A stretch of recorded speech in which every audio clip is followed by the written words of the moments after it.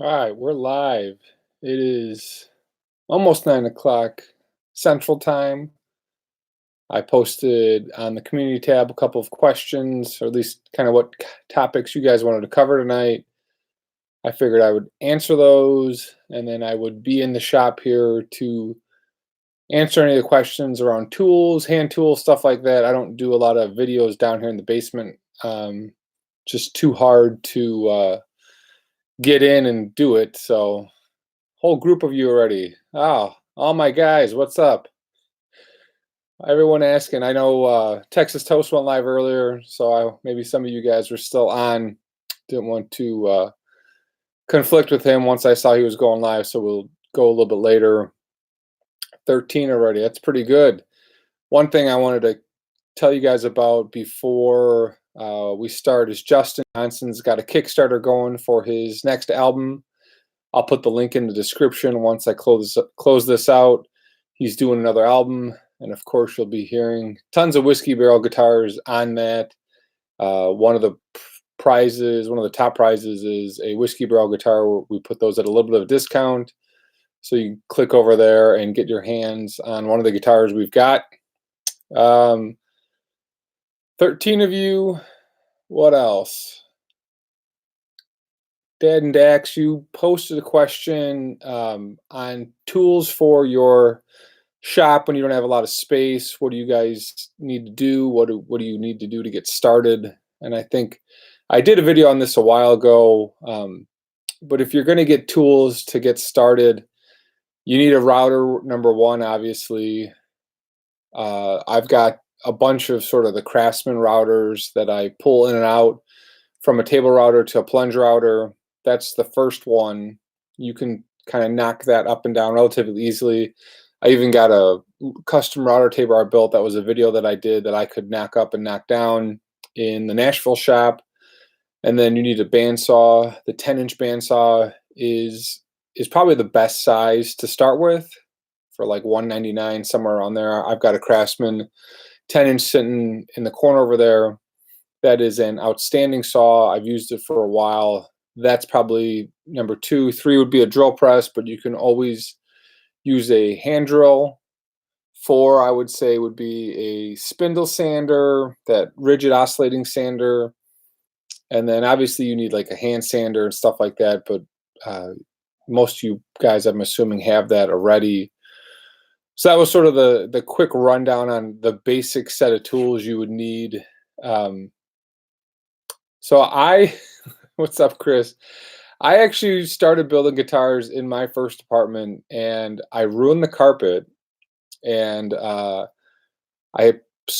poured a bunch of tung oil all over the carpet as I was refinishing something. I really was just using hand tools at that point to mod guitars. I was chiseling away to make neck pockets and humbucker routes. I was buying wood from Our Hardwood and Lumber in Chicago here, and then I was like hammer tapping away, chiseling out new stuff. That's how I really got into it when I didn't have the money for tools, and a router used to scare the bejesus out of me. And then over time, as I got to know the feel and the use of it, I moved into the router. So that's how I got going with the tools in the apartment. You can definitely do that. Wow, we got a whole bunch of people on here already. What else? Some comments. We'll read through those later. The other question I had got was on neck throughs or bolt-ons. Sort of what's the easiest to start or hardest to start, or what takes more time and what's more complicated. The easiest thing you guys can do to start building guitars is get a neck through blank from like Kiesel Guitars, or a couple sellers on eBay are selling them. That's where they've got the blank through the body with the fretboard on, and you can just glue wings on. That's one of the easier things to do for sure. Cutting and shaping the wood to put that on is relatively easy to do. If you want to build on a sort of a neck through guitar, that's where I would start for sure. I think you've got one of the better options. I prefer sort of set neck through, but it is a little bit of work to get there. It's much easier to do the bolt-ons and route and do that than the neck throughs. But those neck throughs where you just glue on the wing and you can cut out the shape, that's a great way to get into this. If you don't want to do a kit, you want to, experiment a little bit. That's I would say if you want to do your own custom shape, get a neck through and glue on the wings. That's a great way to start sort of past a kit. Is a kit the best way to start? Yeah, sometimes. I'd say the kits are usually the easiest way to get going. You don't have to do all the tools, customization, it's all there. So you just are either doing painting or finishing. Even with some of the bodies and tools that are out there, you can stain or you can paint and customize your body. I know a lot of guys that just want to do that. For me, it was always about building from the ground up, but doing a kit is a great way to start right off the bat. And then if you want to sort of step into something a little bit more complicated, then gluing on the body wings to a neck through is a great way to go. It's kind of like a stair step approach. You have to do a little bit, do a little bit, do a little bit. It's a process. You definitely are not going to be able to build a Les Paul or an acoustic right off the bat. Especially if it's raw wood. Some of the acoustic kits are pretty good. The StewMac kits are real good. Martin sells an acoustic kit as well if you want to do an acoustic, but that just requires more tools, time, and effort. And after I did my arch top, I was like, I just stick with the electrics. It's such a long process. So any tool or tool talk related questions, I did clean up the shop, and then sort of the world exploded again as I'm trying to assemble 6 guitars at once. I've got 6 projects I'm working on. I've got 3 whiskey barrel guitars.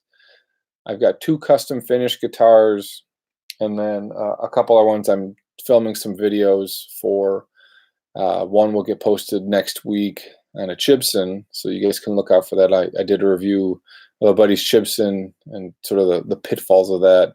I had the Made in Japan Les Paul, and then I wanted to do a video on a Chibson and just show you guys the differences of, if you're looking for a project guitar, why it's so much better to get some of those old Made in Japan guitars versus picking up a Chibson off of a website. So we'll be posting that next week. You guys can see some of the project differences, and just wanted to call that out. Mark's asking, is there a tonal difference between a neck through or set neck and a bolt-on? I do think there's a little bit of a sustain difference for sure. Some of the neck throughs that I've built have a way different sort of overall feel. You've got that whole piece of wood running through the body. Is there a tonal difference? Depending on the wood. Not going to go there. But I think there's a little bit of a tonal difference. There's definitely a feel difference. And then you equate for the string length and everything else. It kind of becomes a wash, but as I build my guitars, I think of everything as a sort of tonal sandwich, and each little piece going into it makes a little bit of difference at the end. You can go down one path or the other path, and you can kind of get into a different sort of mix of sounds and tones depending on what you're doing. So what's going on, guys? Todd joined us as well. Tom asks, do I still use carbon fiber rods in my neck? And I do. I still put carbon fiber rods in my neck. There's a couple different places. I'm not going to walk over and grab my bin of carbon fiber, but there's a couple places online that sell different size rods. The rods you want to buy are the 1/8 wide and the 3/8 thick. You don't want to buy these square rods. Those aren't as good. You want to buy the long, thin rods. There's more stiffness in those than in the cube rods. So you want to get those sort of long, thin rods. Those have much more stability than the sort of cube or rectangle ones. So I would do that. Doing some water tonight, guys. Tired. What else? Bunch of other questions. Is there a hole and depth tool out there for American and Chinese bridge and tail pieces for marking placement. There is a tool. It's called my setup on my CNC. So for different bridges, I've actually got a service for you guys where I can mill out the exact sizes for a specific bridge. If you purchase something on my site, go to the purchase, and I've got I'll make you a template for the different bridges. So if you got a specific bridge you're using over and over, I've made a template for a couple folks, and that's just a service I have. I'll run my CNC, make you a template, and it just goes on your center line and your scale length, and it's good to go. So we have that there. Tom asked again, do you need them for heavily angled headstock necks or all of them? It really depends. I've put, I don't have any down here next to carbon fiber. I like putting them in there just overall. It adds strength and stability to the neck. You don't have to. If you're using a fretboard and a neck and you're gluing it in with a truss rod, you don't really need to do that. But it does help, especially depending on the string gauge that you're using and stuff like that. So I still use carbon fiber. I think it just adds strength, adds no warping, no twisting to that neck for sure. And depending on who's taking it or playing it, you want that. Some of the guys I build for the tour, they need those truss rods and carbon fiber rods because the guitars are in a million different spots over a short time frame. All right, bunch of questions coming in. Let me get there. Azri's asking, I've been trying to do some high gloss finishes by hand, but I tend to sand through my sanding sealer when I'm using sealer from a thin mineral with turpentine. Any tips for getting a thick but clean coat? Brushing it on thin makes it too goopy on the body. Yeah, brushing on a finish to get it glossy is hard to do. That's why I like using True Oil. True Oil, though, can be a little bit finicky as well. It's hard to get a glossy finish without the right tools. I've used a bunch of different spray systems and setups, and my shop is pretty dusty and a mess outside, so I don't have a clean booth, and there's dust everywhere because that's why I do all my sanding and all my big heavy tool. So trying to get a clean coat for me is a pain. I really do like using the 2K in the cans, but you need a respirator, you need to wear gloves, you need to be really safe with that stuff. It's really easy to use, but it's also really, really toxic. Brushing on, I've tried to do the brush on stuff. You might want to try spraying shellac. I actually have a guitar here. Let me grab that for you guys.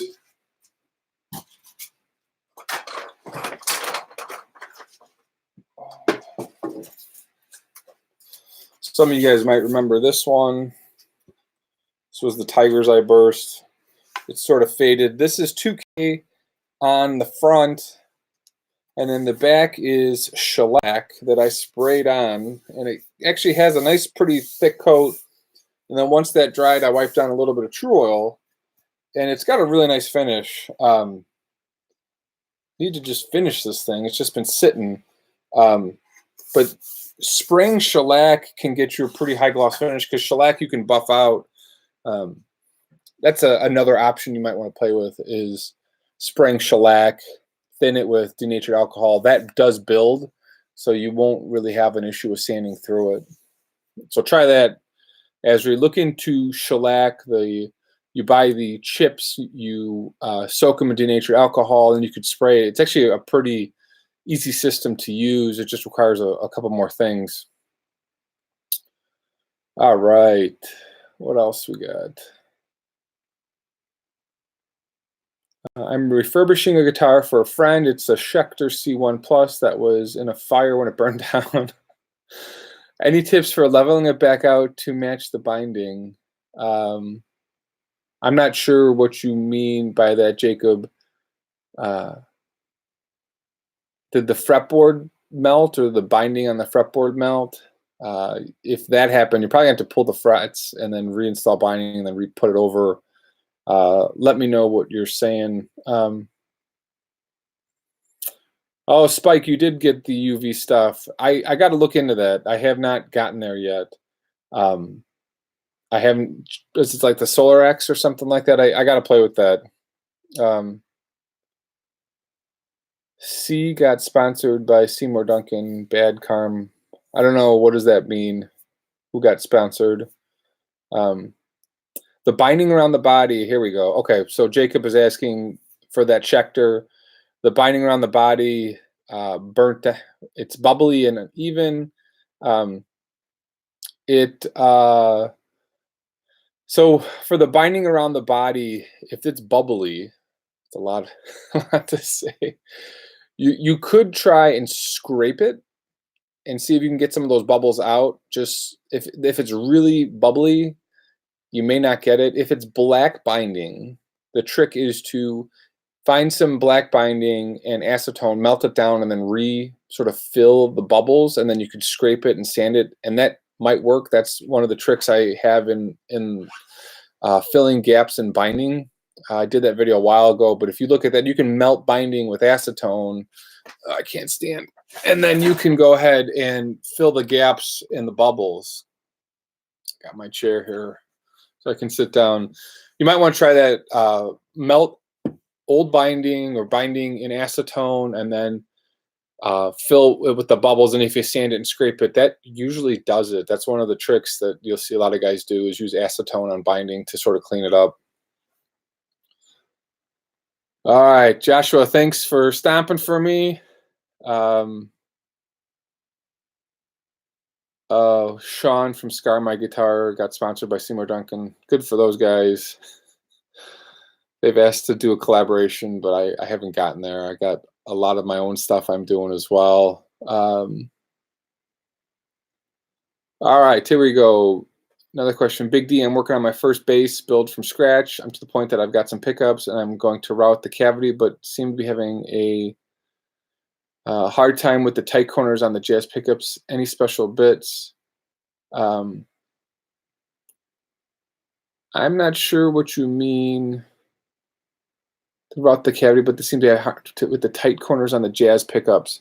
So you're saying that on the corner of the pickup, you're having trouble routing out the sides. You can, one of the tricks I do is I use my router, my binding bit on guitars that have really finicky pickguards, and I'll under route like a rabbit, and I get a little bit more room and still have the top part that's clean. I've done that. You can like chisel underneath the pocket. So like if this pocket was bad, I could go ahead and back route with a rabbit, and you might get a little bit more room. But then those rabbit bits are expensive. You can do it like with a chisel and clean that up. That might help. All right, bunch more questions. 28 people joining us now. Is painting binding a bad idea? Mark asked. No, you can do that if you get the fine line tape.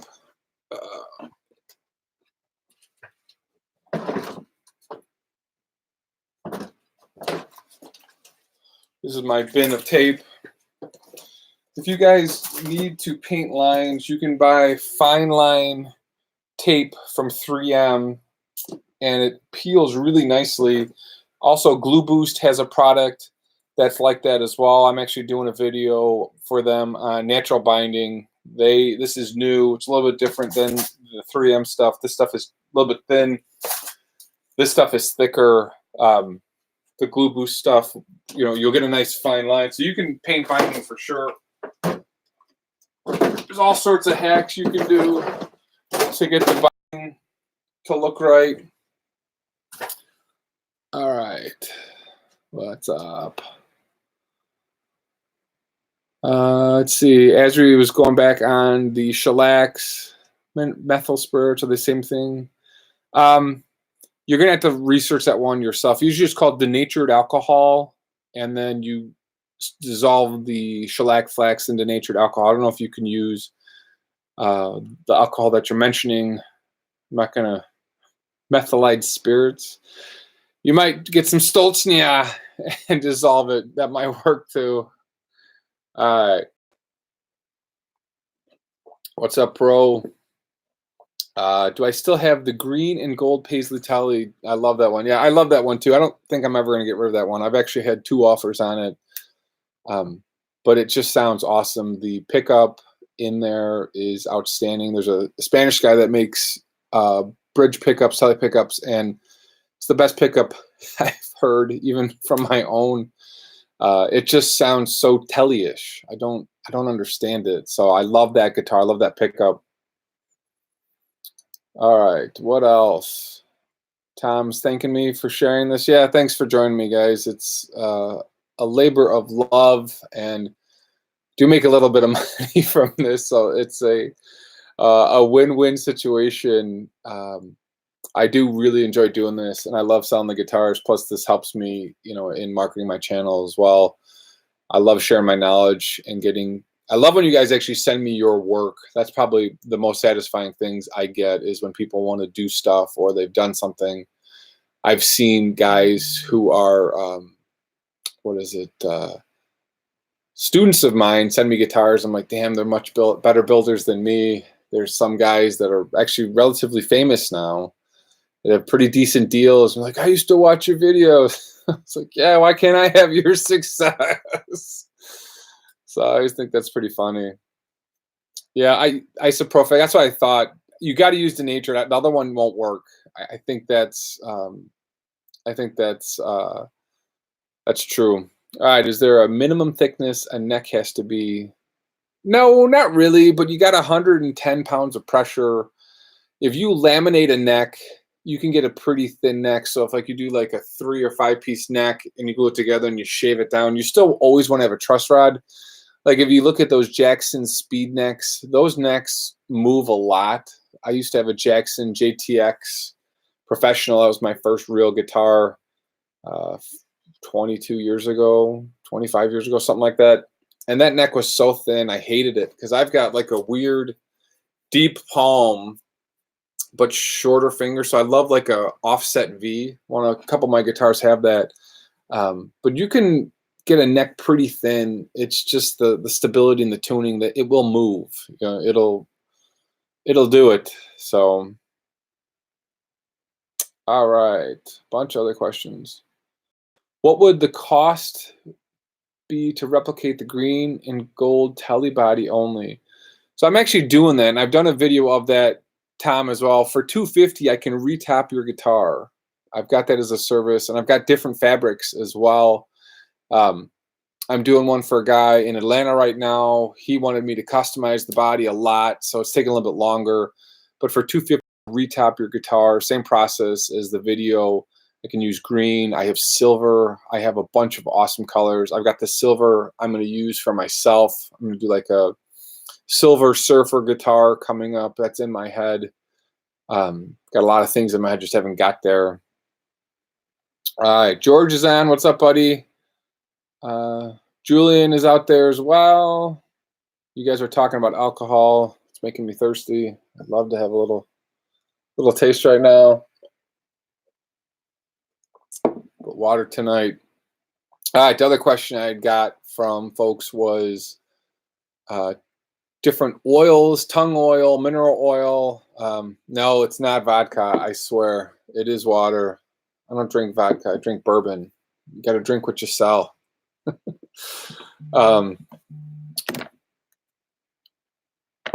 Cancel that call. I was going to talk about oils, tongue oil, wipe on oil.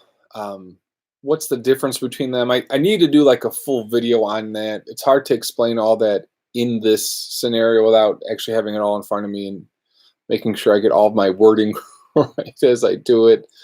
There's all of it's like a polymer oil. Different sort of combinations of the chemicals come up with different finishes, different, I don't know, what do they call it? Sort of free-floating particles in it that either make it glossy or satin. There's a lot of different finish options. One of the things I just am using, I think it's upstairs.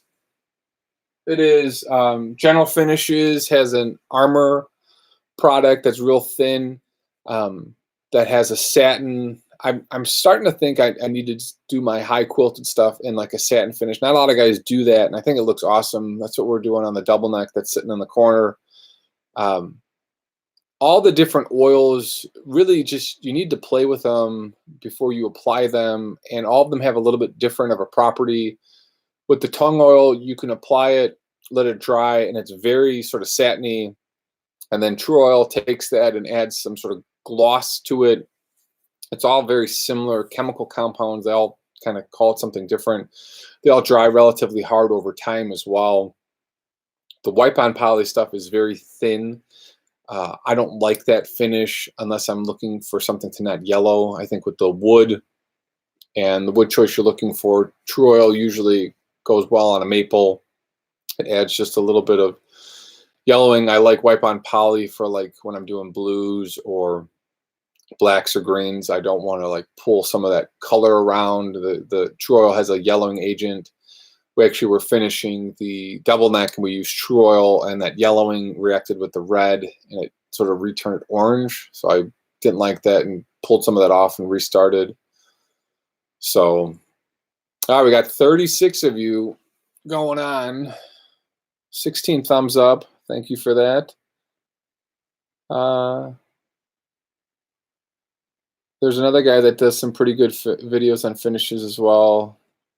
Drop him. Yeah, name drop him. I love all my luthier friends.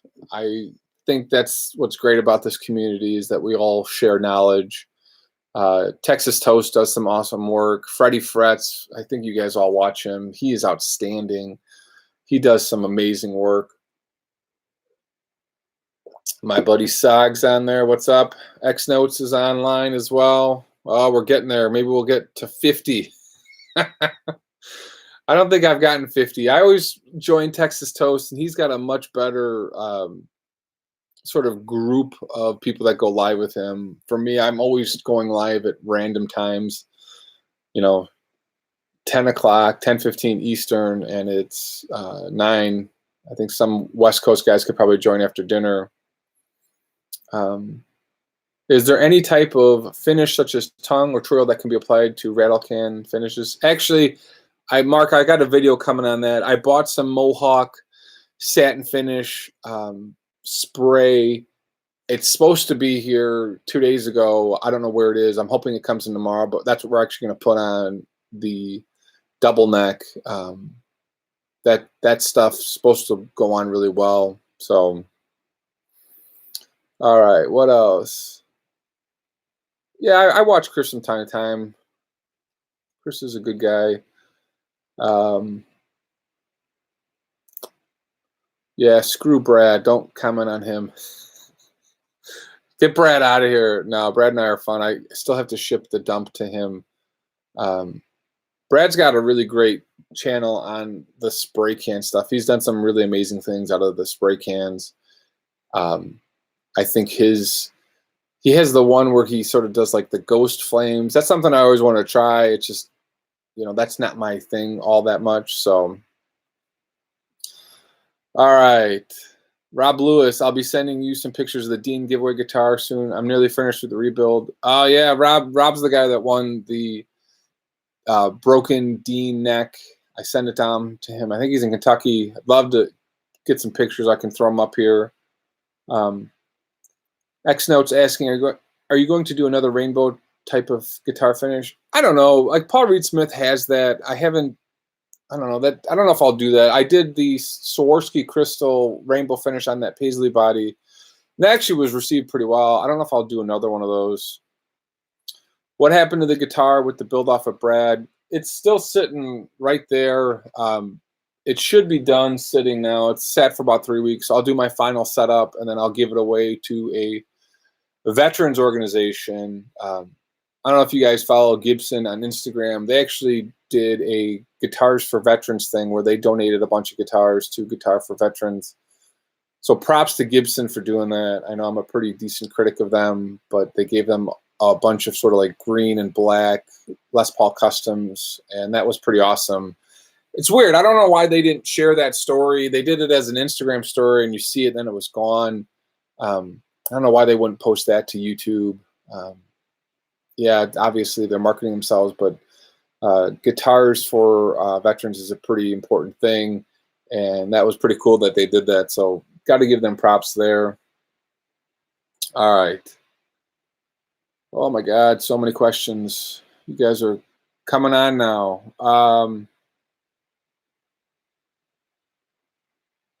I'm just reading the comments here. Is there a trick to do wet sanding? I really dislike this process. No, not really. Wet sanding is a pain, and you can ruin your body in the process. I've done a ton of that. So, Mark, it is a sort of a skill you'll pick up as you do it. What distance did you use between the trem arm and the bridge on your whiskey barrel guitar to get the best angle? I tried to get as far away from the bridge as possible without going off the edge of the body. I don't have a whiskey barrel guitar. Justin's running his Kickstarter program right now for you guys. He's doing another album. He's got the whiskey barrel guitars at a discount. He sold a few of them, and then that I've got one more going down to him, the one I was playing in the Walter Becker video that I did. Those Walter Becker amps are pretty awesome. I was playing with them more since I did that video, and got some really nice comments from you guys on the Walter Becker stuff. I didn't realize how many folks really liked Steely Dan. They've been out of the spotlight for a while, and as you just sort of do more research, I know most of their hits, but then I didn't realize they'd sold 40 million records back then, which, you know, that's one of the biggest bands in the world, essentially. So, all right. Oh my gosh. Tom's saying a little dish soap in the water. Yep. That's, yeah, definitely soak the paper for wet sanding, and then use the same paper over and over. And a little bit of soap does help for sure. I have an oven and a vacuum system in my shop to do powder coating in. I'm thinking of trying to do that with torrefied wood. I have not tried torrefied wood. I'm not going to. It's going to smell the hell out of my house, and my wife is patient enough with what I've got. I don't know if I want to muck up the house anymore. All right. Sag is saying you would think that would be known, the stuff they want to be known. What are you talking about, Sag? Oh, I hate how good Brad is with those spray cans. Yeah, F Brad. And Brad's a good friend of mine. All right. What else? Gibson only likes bad price. Yeah, they'll get there. They'll figure it out. Those guys make enough money, they'll hire someone to figure it out. But if you give stuff away, talk about it. Yeah, you're marketing. So what? We get it. We all do it. All right. Aaron bought the 10-inch bandsaw. Yeah, do it. Do the bandsaw. It's a great addition to the shop. It's one of the best tools you guys can start out with. Do not try and cut guitar bodies on jigsaws. I know there's threads and forums that say, I can do it. Sure you can. Till it breaks and snaps you in the face. And then you kind of got a little bit of a problem. Because I got a broken tool and a broken nose. Seen it happen. Don't use jigsaws to cut guitar bodies. The blades are not set up right. Maybe you can cut like basswood or something like swamp ash, but it's that pushing tension as the blade's going up and down. It takes the blade, like bends it, and not a good thing. All right. We didn't get over 50, guys. We got to like 40. And I've actually been going live pretty much a lot. So whatever Gibson or whatever YouTube has against me, I'm not going to be the guy that complains, but I don't understand. I have done like videos every other day, essentially, pretty consistently every couple of days, and I just don't get out there. A lot of you guys say you never get my notifications, and I get it. I don't understand why. I get a ton of watch time on my videos and a decent amount of subscribers. So for some reason, I just don't get that. I don't get that. I don't get the traction I need sometimes. So, oh well, enough of me complaining about the algorithm like everyone else. Michael did his first bass with a jigsaw. Yeah, it just vibrates. It does this da, da, da, da, da, da, da, and you're pushing, and it's like driving 140 miles an hour. in a 95 Camaro and everything's shaking. Done that once. All right. Just missed out on a Grizzly 18-inch drum sander for $150. Yeah, that would have been a great steal. Yeah, I guess maybe there is a lag. I don't know why I have a Boston accent sometimes. Yeah, I don't know why, Mark. You're one of my best commenters and followers, and not getting the the notification is weird.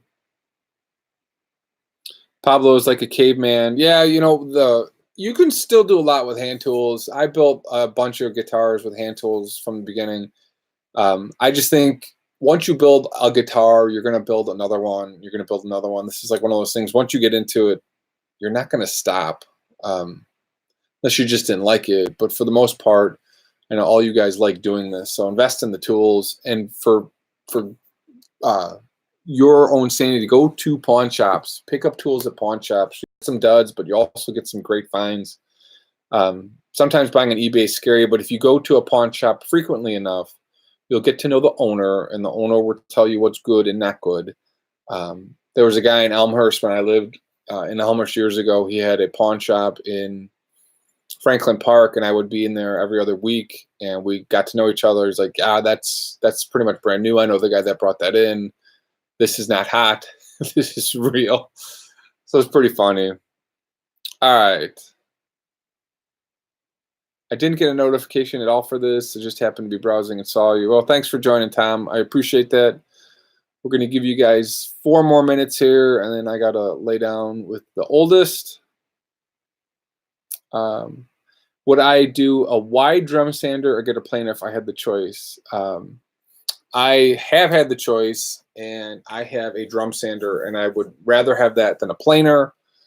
I use the drum sander significantly more than the planer. I've had 2 15-inch planers, and I've sold them both time I've had them. The Grizzly I sold when I was in Nashville.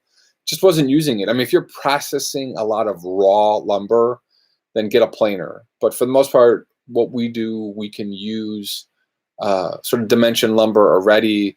And I use the sander so much more. I mean, I use the sander literally a couple times a day. That's the most common thing that I do. And you get no tear out, which, yes, Tom, you're right on. All right. There are 3 tiers of bell notification, guys. Check yours. Yeah, I think you have to be subscribed and click the bell. And I never really say that in my videos because I try not to be too markety in all of this. You watch me because you enjoy my content and my sparkling personality. If you like me, you like me. If not, I'm not going to be the guy begging for subs. The dirty knobs. I sold you the top half of an old Stanley pin router about 20 plus years ago. Oh, hell yeah. The dirty knobs, I still have that. I have that Stanley pin router is the greatest tool known to man. That's the one thing I love that tool. I need to do a whole video on that. That's the awesomest tool in the whole entire world. Did I pick it up from Elgin? Were you out in Elgin, or did you ship me? I think the original tool was in Elgin, and then I bought another head to have the head for the parts. That's what Grover Jackson uses for in his shop as well. His shop burned to the ground in those California fires, but I think he still has that tool after the fire. I haven't seen anything recently, but that Stanley pin router could go through nuclear war. It is awesome. I recommend setting up a search on eBay for it, because if I could get another one, I would. All right, Elmhurst. Oh, yes, I remember you. I remember picking that up. I know where you live, right by the train tracks over there. Mark is commenting the Strat that I retopped is getting a fair share on Instagram. Yeah, I noticed that. You get some pretty good traffic on that Strat on your Instagram page. You do better than some of my posts sometimes. Ben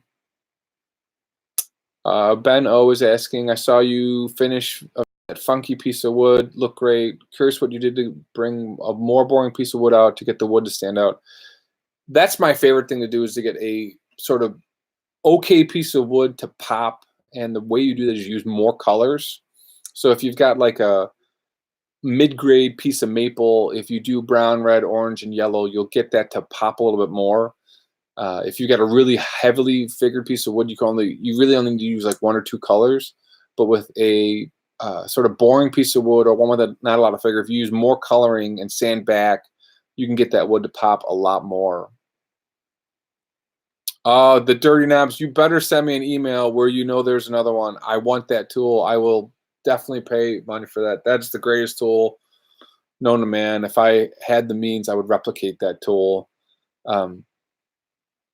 Yeah, that's the only problem. So if you guys are thinking of buying a kit, look into my veneer retopping videos. You can buy cold press glue, veneer glue, and retop a kit, and then route, or just even with a razor blade, cut off the veneer, and then you can get a really cool guitar with the veneer. I don't remember what the veneersupplies.com is where I bought a lot of veneer. You can veneer tops and get them to pop a lot better. You obviously can't like stain and use more color because you'll sand through the veneer, but if you do like a one-shot coloring, you can get some pretty cool veneers from that guy for relatively cheap and retop a guitar.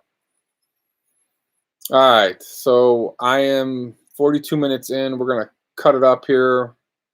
Last set of questions. I have all notifications set and didn't get a notification, just stumbled upon it. Yeah, I don't know. I'll have to look into how to let you guys know I'm live. We got 40 of you on, which is pretty good.